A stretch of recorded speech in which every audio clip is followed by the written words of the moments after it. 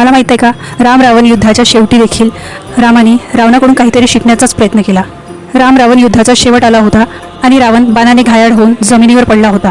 त्यावेळेस श्रीरामांनी लक्ष्मणांना सांगितलं, रावण हा आपला शत्रू असला तरी देखील रावण हा महाज्ञानी होता.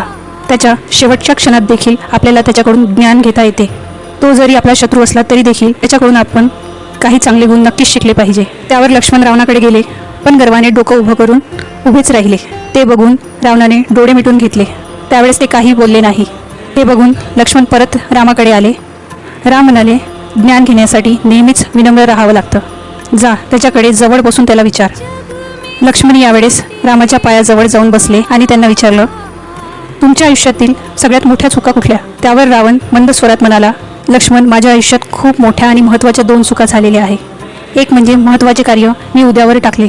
सीतेचे अपहरण केल्यानंतर मी लगेच रामाशी चर्चा करायला हवी होती, पण मी त्यासाठी विलंब केला. दुसरं म्हणजे मी शत्रूला कमी लेखलं आणि माझे डोळे अहंकाराने झाकले. शत्रू हा लहान आहे हे समजून मी त्याला कमी लेखू लागलो. त्यामुळे माझ्या अहंकाराने मला विनाशाकडे नेलं. रावण पुढे म्हणाले, लक्षात ठेव, योग्य काम हे त्वरित करायला शिक आणि दुसऱ्याला कधीही कमी लेखू नकोस. अहंकार हा नेहमीच विनाशाची जळणघळण करत असतो. हे बोलून रावणाचे प्राण निघून गेले. लक्ष्मणने त्याला नम्रपणे नमस्कार केला आणि परत रामाकडे आले. त्यामुळे नेहमीच लक्षात ठेवा, तुमचं कार्य कुठलंही असो ते केव्हाच उद्यावर टाकू नका.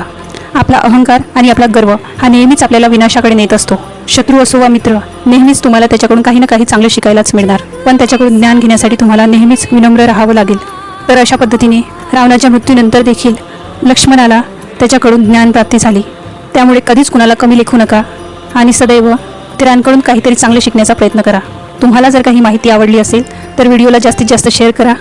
व्हिडिओ आवडला असेल तर लाईक सबस्क्राईब नक्की करा. Thank you for watching.